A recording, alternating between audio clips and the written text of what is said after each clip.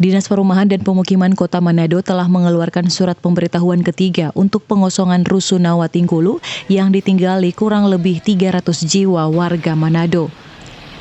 Rencana pengosongan Rusunawa Tingkulu membuat para penghuni kalang kabut, tak memiliki tempat tinggal untuk ke depan.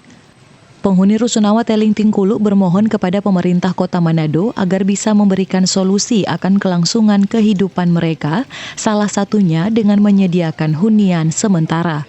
Dalam hal ini kami selaku keterwakilan dari warga Rusunawa Tingkulu, Kota Manado, pertama-tama ingin menyatakan lewat siaran dalam bentuk klarifikasi ini bahwa kami warga Rusunawa pertama-tama mendukung program pemerintah untuk merenovasi Rusunawa. Bahkan bukan cuma mendukung tetapi berterima kasih kepada pemerintah kota yang sudah mau merenovasi Rusunawa dari tidak layak huni menjadi layak huni.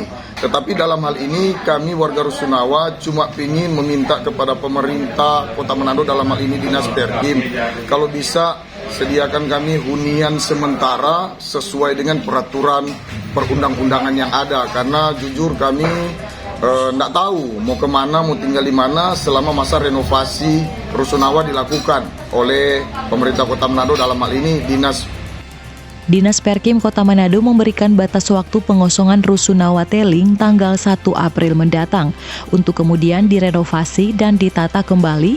Sementara untuk penghuni Rusunawa hingga kini belum ada kejelasan tempat tinggal.